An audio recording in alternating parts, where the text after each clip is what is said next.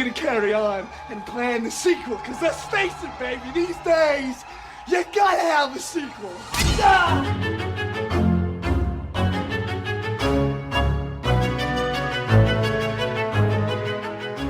All right, and welcome to the very first Horror Queer Hangout. We are here with, I'm sorry, I always do that when I get on video for some reason. I'm like, hey, bobblehead. Yeah, I like it. I don't get to see that when we record because we don't record with video stuff, so that's very new for me. Yeah, it's all exciting and fresh for 2022. So we're here with Meagan Navarro and Ryan Kinney, aka Brother Ghoulish, and we're just gonna spend like the next half hour talking about the Scream franchise because we all fucking love it. Well, okay. So as soon as you hit record, I like look in Ryan's window and like I see he has the Sydney and Maureen picture on his shelf. Of it. It's near and dear to my heart, guys. Okay. Wait, like, did you print that from a computer, or is that like a piece of merch that you bought from somewhere? I screenshotted the movie. Yes. And then I put it on Windows Paint and cut it and then blew it up. And I did it for a TikTok where in the back randomly there's just a picture and no one caught it. And I was like, I'm just gonna keep using this damn thing. So I'm just gonna tell that like this is back there next to this wig. I was gonna say, is that Drew's wig? Yes. I'm teasing though. It's just a very cheap shake and go $45 wig. As you do. Yeah. I put it on sometimes. I might put it on mid recording. Just don't judge, okay? God. I may want to feel like Tatum. So, I mean, yeah, we're here to talk about Scream, and it can be, there's no rules for this, right? We can do 1 through 4. Don't fucking talk about 5. We're not going to do that shit. None of us have seen it yet. I don't want to hear any theories or spoilers. People, do y'all have this thing where people like send you theories and fan stuff? And I'm like, don't put that in my head. Yeah, I get a lot of that.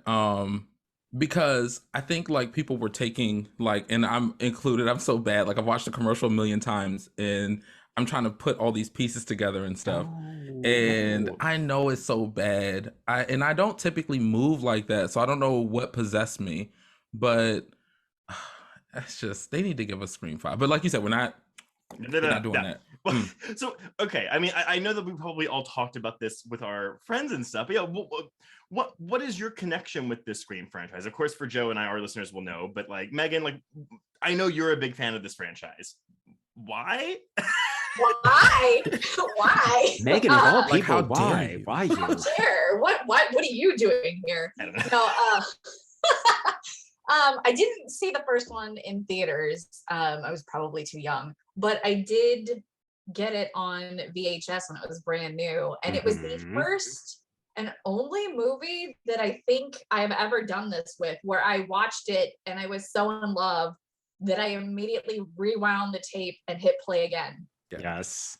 That was it. Like nothing else. I can't think of another movie that I've done that with, but that was it. So of course, every other movie that came out, it's like, yeah, ride or die. Yeah. That was me with Scream 3. My dad rented me the trilogy when I was in like 8th grade, and I went through all of them. And Nice. Believe it or not, at the time, 2 was my least favorite. I actually didn't like them. I'm sorry, we're spoiling y'all for these movies, but I didn't like the Mrs. Loomis reveal when I was 13 years old, and I loved Scream 3. So I watched, but before I had to return the VHS to Blockbuster, I think I watched Scream 3 about 7 times in the span of 3 days. Pretty Amazing. I good. just always pegged you as like the Scream 2 from the get-go. He is now. Like, Yeah. and now, Now, yeah. I think I don't know when I made the switch. I think it was probably when I was in college and I was like, wait a minute, what the fuck was I thinking? Like 2 is brilliant. It's so funny because before I started like doing Brother Ghoulish's Tomb, I didn't realize there was this hatred for Scream 3. Like I had no clue because like you, Trace, like I really like Scream 3 and like I had watched it a bunch of times. And so I'm on the timeline like singing it praise. And I think a lot of people thought I was being sarcastic or ironic. And I leaned into that for a little bit because I was like, I don't want to be torn to shreds. But I don't know. I like Scream 3. Like I like Scream 2 and I like Scream 1. Like I feel like I give them all 5 stars. I'm the most boring like person to argue with when it comes to Scream. Like it's like they can do no wrong. No, there is no bad Scream film. That's the issue. Like when we get into fighting, it's like No, all the Screams are good. It's just that a couple of them are like just a step above the other one. Three for being sure. the other one. And you'd be lying if you said otherwise. Like if someone tried to come at me and say like Scream 3 was like superior to the original, I'd have to cry foul, because like I remember watching the original and like falling in love with it. I always find this very intriguing, because I mean, like Megan, like you said, like I mean, I'm very, Joe and I actually both are very outspoken Scream 2 fans. Like both of us, while we love all of them, we do have like, we rank, if we're ranking, 2 higher than 1. And my mentality has always been like, I think that the first one is a much more important and influential film. Yeah. But for me, I'm compartmentalizing that with that and quality of the film. And while they are like right there at the top with each other, I just think that 2 perfects a lot of what 1 introduces. It just doesn't revolutionize the genre like the original did. So that's always my defense. Look, okay. Oh, here we go. This is all I'm gonna say, all right?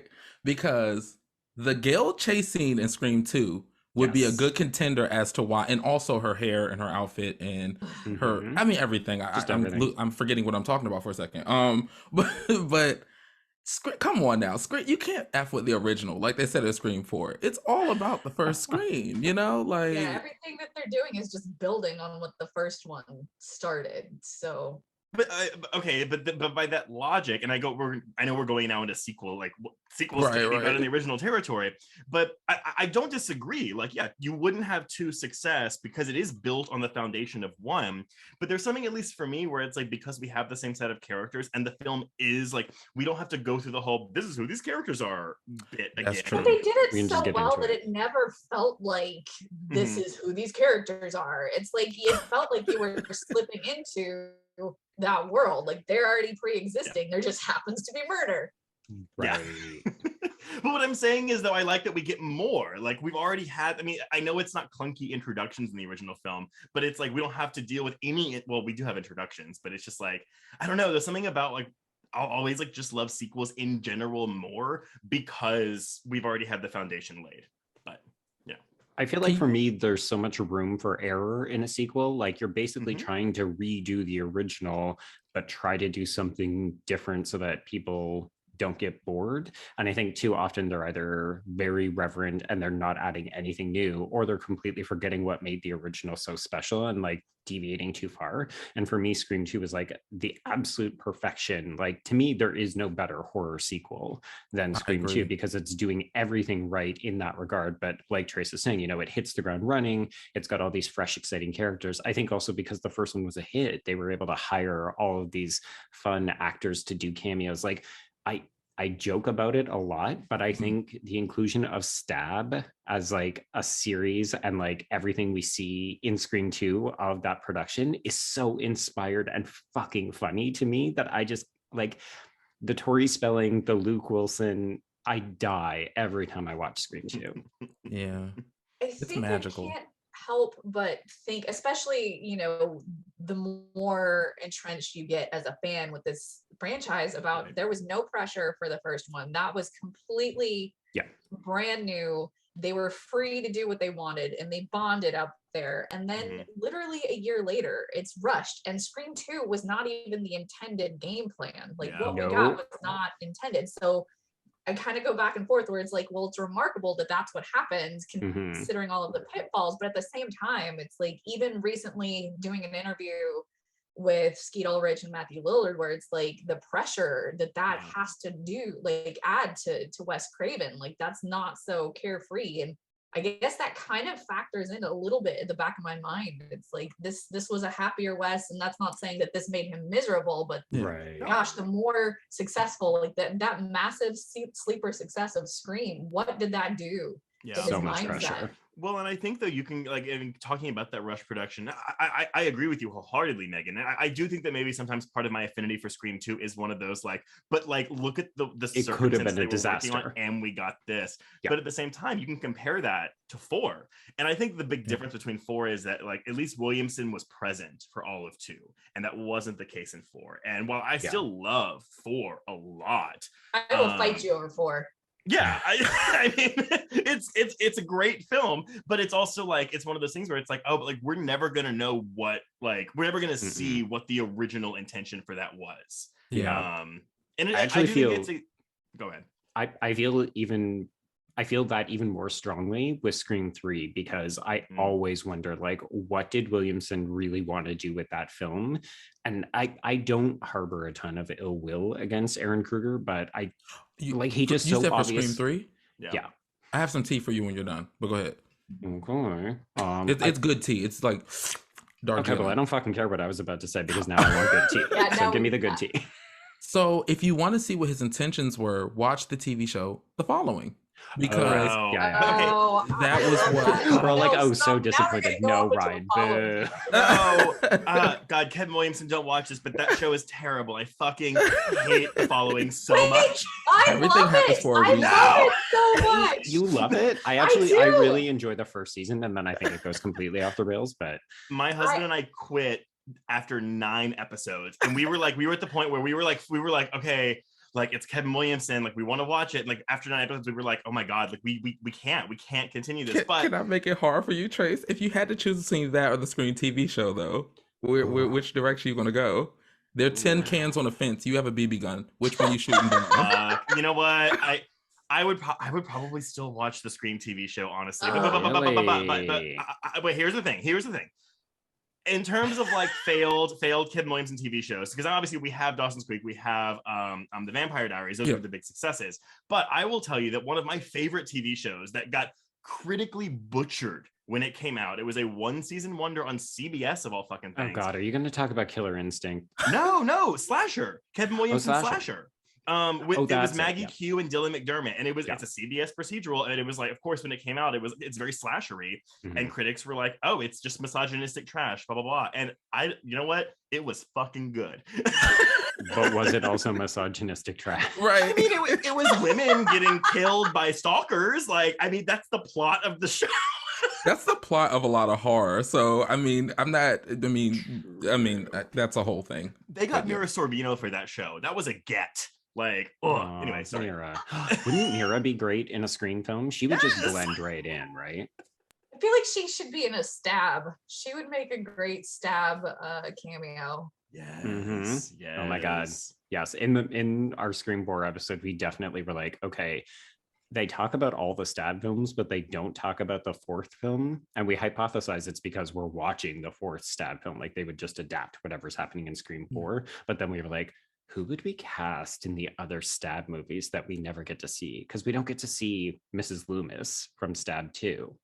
Like, who would you cast as Mrs. Loomis? This is something too. When, in our coverage of Scream 4, we have a special guest that pops in our episode, and he got his hands on an early draft of the script.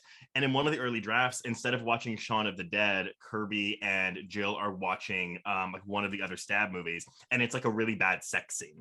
And I was like, oh, that would be really fun if we had gotten that. Like, I want to watch all these movies. I want to attend a Stab-a-thon in a barn. Yeah, me too. Yes, so much yes. Like, I think somebody just needs to make a bunch of cheap Stab movies. And I mean, honestly, can you imagine how much money they would make? We would just gobble that shit up. Can you imagine next Scream movie, assuming there is one after this, like that should be the marketing lead up. Like, let me get you snippets of a Stab movie. And missed opportunity if they don't stick with, just pretend I didn't hit my mic. A missed opportunity if they don't stick with Tori Spelling as Sydney as well. Like, there was a random Clubhouse room where Tori Spelling actually did play Sydney. She popped in, right? Yeah, and it was so hilarious because it was like that meta thing I always needed. I needed to hear her do these lines. Like, so they need to just pick her back up and just pop her right in the middle of what we're talking about with this Stab, because it would sell out instantly. Like you said, like we'd be eating it up. Well, I always wonder though, because I mean, obviously in Stab, the world of Stab, like in the world of Scream, it is Tori Spelling playing Sidney Prescott. But is it also meant to be like actually Heather Graham playing Drew Barrymore? And is it meant to be actually like Luke Wilson? Meta. Yeah, I mean, because we see Tori Spelling on the talk show with Nancy O'Dell, so it's like, okay, cool. But like, is it meant to be Heather Graham? Like, and on that level, then in Scream 4, is it meant to be like Lucy Hale and Shanae Grimes playing Trudy and what's her face? Like, right? Good points. Interesting. And they could answer some of those like in that project, and it'll give us like a little something to look forward to as well. I think, look, they need to give y'all some coins if they do this, because this is happening. Like, we're doing all the legwork for them. Like, I give just us can't that. believe that they haven't legitimately thought of it. And part of this is, I think we are really fucking lucky that we are getting this new film, because it was an 11-year break between 3 and 4, and now it's a 10 and a bit year between 4 and 5. Like, I don't know, just the fact that we keep getting these feels like we are so fucking blessed. Question for all of you. So, I mean, because one thing I've noticed, I didn't, the hype wasn't really there for 4. Like, I had the hype, I was really excited for it, but there's like, you don't feel it in the universe. You feel it here for this new film. But I was talking with someone on Twitter, and I'm not going to name them because it was kind of like a debate discussion thing. But, they were like, oh, I wasn't really excited for 4 because 3 ended on such a good note. I didn't want the 4th one to come out and ruin it. And then she was like, but now I really like 4, and I don't want, but because of that, I don't know how I feel about 5, because I don't want like 5 to like ruin it. I'm like, okay, well, it's like a double-edged sword. Like, that's how it always is with sequels. So, I mean, were y'all excited? Well, I know Jode was, but like, were y'all excited for 4 when it came out? You know what's funny? I was excited, but I was also kind of like in the same boat of being nervous. Like, it was a mix, to be honest, because it kind of felt like this was what I was thinking going to the theaters. I didn't think they would ruin it per se, because I had a lot of faith, but I felt like they were going to either kill Sydney for sure, make her the killer to try to surprise us or something. Yeah. And in the off chance that she did survive, they would definitely kill Dewey or Gale. And I really like those characters. Like, I like the original Woodsboro 3. And it sounds silly because it's like, it's a horror movie. So of course there's always a risk that they'll die. But I'm in that, like, I'm just in the company of wanting to see them continue to live. That I really like them. I like seeing who they become in each chapter of their life. Yeah. And I feel like so few horror films give us that. So I don't feel guilty about that. You know what I mean? Like, usually it doesn't make sense to get emotionally invested into a horror character who's a dumb meatbag that's going to be stabbed up 2 minutes into the sequence. Like, but that's what Scream does to us. Yeah. Yeah. That is Scream, because you look at all Ghostface, whoever's behind the mask changes. They're kind of irrelevant. It's just whoever is holding a particular grudge, at this point in time. It's the consistency is the final trio, and instead of a final girl, it's multiple final people. It's the 3 of them, and so that's who you're attached to, and that's rare in slashers, because it's so, or in horror really, but slashers, and that it's making you empathize with the survivors, whereas mostly we're like Jason Voorhees and Freddy Krueger. It's like, no, Ghostface is just a mask. That's nothing. Well, so Meagan, are you a person that's like, they need to kill one of the trio if like they're going to keep doing these, because otherwise it's unrealistic? No, I if any of them do die, I mean, like, it's one of those things where at the 5th entry, I am now more scared for their safety than ever, because it just seems like a proper reinvention tool. But I will like audibly wail probably in the theater or wherever I'm at watching this movie, like, if that happens. I don't want it to happen. Yeah. I kind of expect it to, but I don't want it to. I feel like if it's like there's a narrative reason for it. Like, I mean, I remember seeing Scream 4 in theaters, and during the barn scene with Gale, I was literally like gripping my seat, like, oh my god, like, do not kill this woman, please. And luckily they don't, so it's good. But that's the funniest thing, right? Like, when we talk about these characters, these fictitious characters, I feel like Scream, more than any other franchise, like, honestly, more than probably almost any other horror property that I know of, bar Halloween and Jamie Lee Curtis's Laurie Strode, who I do not have the same affinity for, but I get that other people do. We talk about Gale and Dewey and Sydney like they are real fucking people.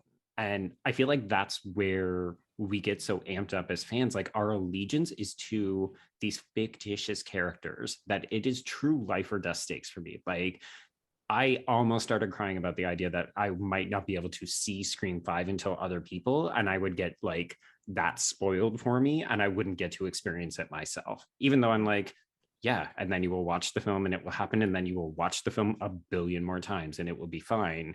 But like the depth of my emotional investment is so strong that I'm like having a visceral reaction. Same.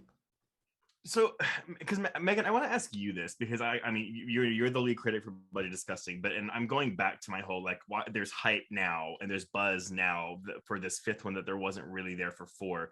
Do you have any like what personally like what do you think why we weren't feeling it in 2011 and we are feeling it in 2022? I think that that's a whole bunch of factors. I don't think that there is a single one factor. Some of those factors that I think, one, we no longer have Wes. And I think that we took him for granted. We took a lot of horror masters for granted, and we're in an age where a lot of those horror masters are gone, and that was his baby. And we are now in a place far removed from Scream 4 where like most things in horror, when you get a certain distance from it, the consensus turns around and you are less hard on it. So there's been a cultural reappraisal for Scream 4. Wes died. We are very nostalgic for him and what he brought to horror. I don't know that I'm on the same page as you as far as crediting the series. I do think that that probably does a little bit. Yeah. But we're also now, this is literally coming 25 years after the first movie. It's the 25th anniversary. So that's, a push. Then you have Radio Silence, who made it big with another sleeper hit, just like Scream with Ready or Not. Yeah. So you have all of these factors, and we're also in a freaking pandemic that will not die, where kind of comfort horror has been even bigger and more important than ever. So you've got things like Halloween, and that made it big. So it's like all these factors coming and converging together in this huge nostalgia bomb that we need. That is something too. The nostalgia. I mean, obviously, nostalgia has been a thing for a very, very long time. I'm sorry, it's always been a thing. Period. Always, right? But I it's a thing where it's like, okay, now we're nostalgic for Scream, but in 2011, like we were like, sorry, not we. I was not, but people were very much like, I'm not nostalgic for this. Like, this is like, boo, Scream 3. Like, run it into the ground even more. Yeah, I mean, it's interesting, right? Because in some regards, Scream 3 did leave everybody in a good spot, like arguably the best spot that they've ever been in since the start of the franchise. It ends with a happy ending for that central trio.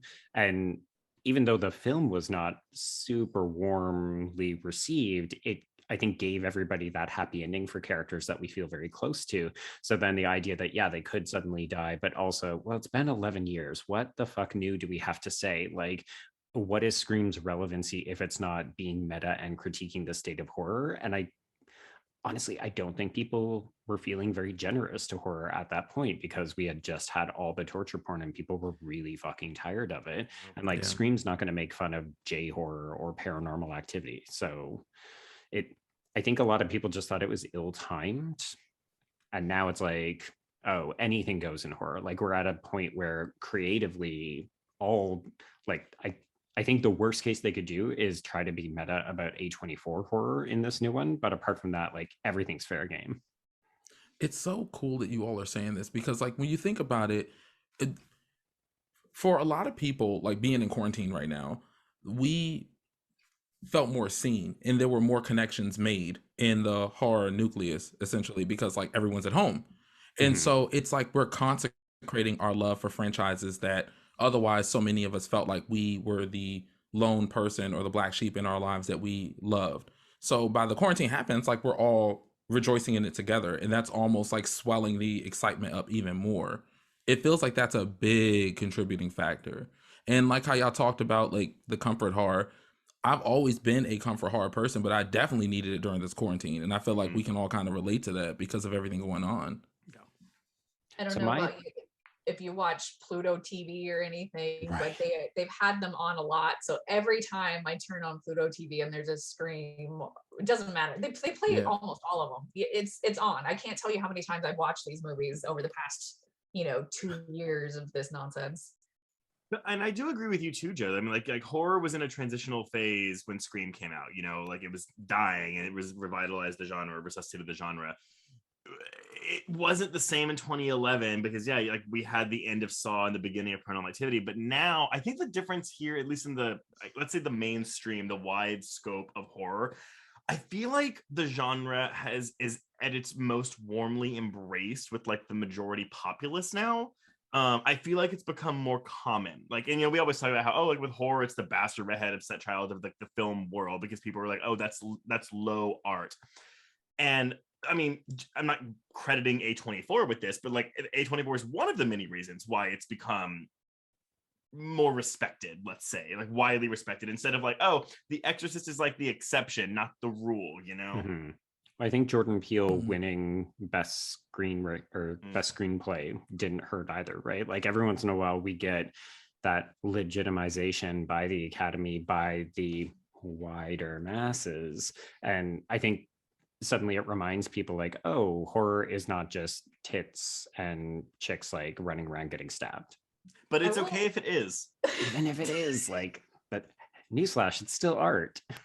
I will say that I agree, like traces onto something there because, you know, we are deeply entrenched in horror and we're paying attention to all of those indie releases, but mainstream audiences, they're only paying attention to theatrical. So the two that do well, especially in a pandemic age, is superhero movies and theatrical. And really thinking about the theatrical releases, it's a lot smaller. So Scream is definitely going to be the one of the more prominent releases in the past couple of years. Yeah. So that is also going to factor into people's reception because it's also familiar. You know, they don't know what Antlers is, and it didn't help that it got pushed back. But you know, like A Quiet Place was one of the biggest, you know, precursors to the boom. Halloween, honestly, I am shocked that Halloween Kills made $50 million opening weekend while being released on Paramount Plus the same day. I do wonder if Peacock. I'm sorry, Peacock the same day. I do wonder if that's why they waited so long to make that announcement, because I wonder if some people didn't know and so they just went to the theater anyway. or yeah, like pre-sale tickets, right? Like you always hear, you know, oh, they're performing so well on Fandango or whatever the ticket hub thing is that's going on now. Fandango is probably not even a real thing anymore. No, it is. I have the app. I'm not American. Don't blame me. It kind of feels like also like people who aren't like huge horror heads like us, when they hear horror, they think slasher. Like, you know, it feels like, because I see that a lot. A lot of my friends who say that they're not into horror, they're actually saying that they're not into the traditional slashers like Halloween and Scream, and they don't know how to differentiate between the subgenres. So there are certain franchises that historically do well because if you're not even a horror fan, you know about Michael Myers, like you know about Freddy. Yeah. And so sometimes people who aren't into the whole spectrum of indie horror or the other subgenres, they'll at least, you know, turn up for a Halloween flick or they'll turn up for a Scream flick because it's familiar and it's part of like that main box office experience that a lot of us grew up in.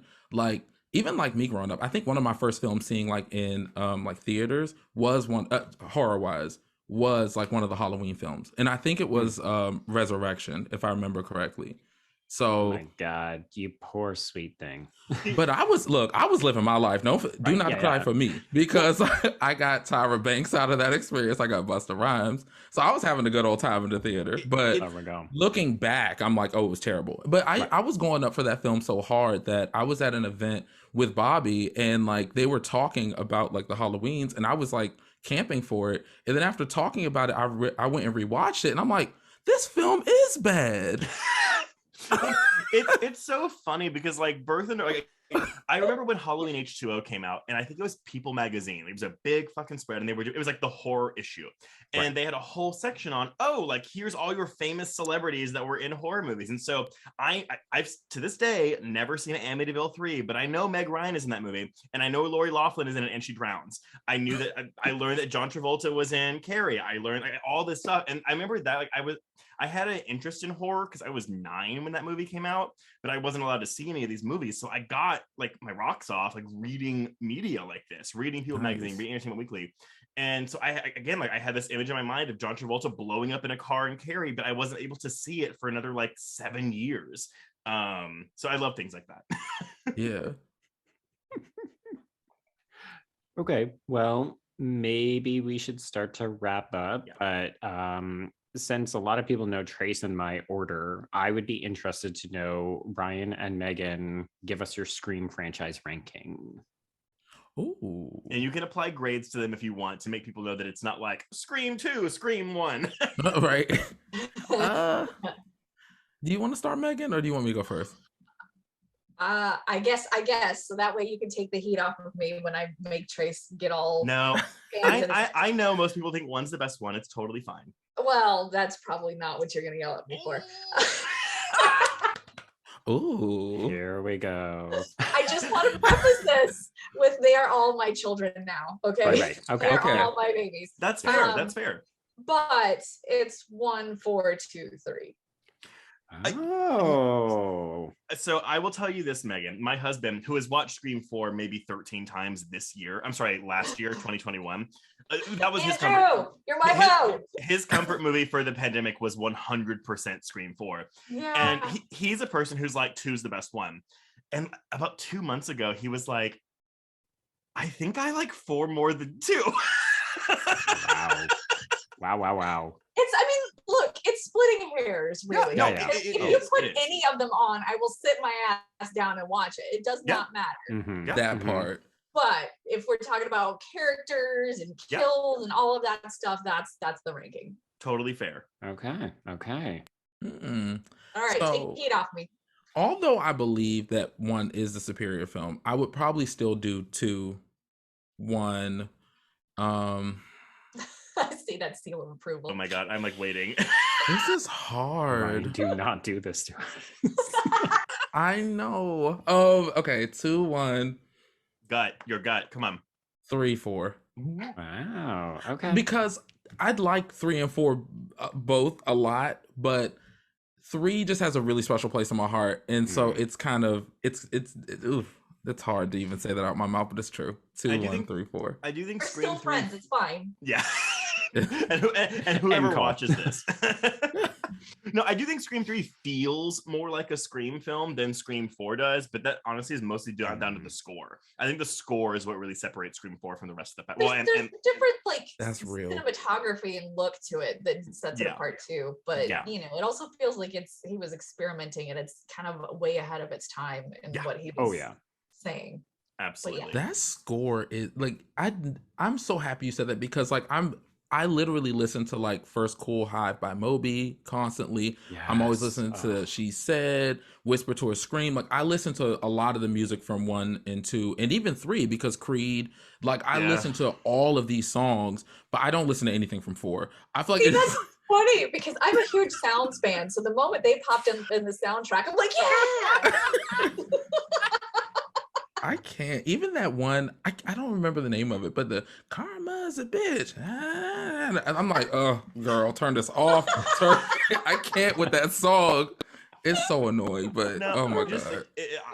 I like the song Something Is Worth to Die, whatever that song That's is. the sound. Yeah. That's the sound. But whenever I first saw Scream 4 in a theater, I was like, oh, I don't like this. it doesn't play well over the opening title. Here's the thing: we are maturing as audience members. Our palate is Are getting we? more refined. So The important thing is that we all think all the Scream films are great. That's all that absolutely, matters. yeah. That part. Yeah, Yeah. that's the core message. We'll come back and talk about the TV show another time. Oh my God. I But need yeah. a lot of prayer before that, but go ahead. A Yeah, lot of you liquid take some prayer. I'm courage. gonna take some booze. But do you have a script to close this out? Because I don't know how to do this. You know what?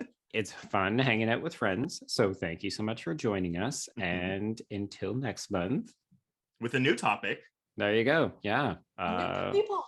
Go see Scream. and new people. Thank you. Bye. Bye.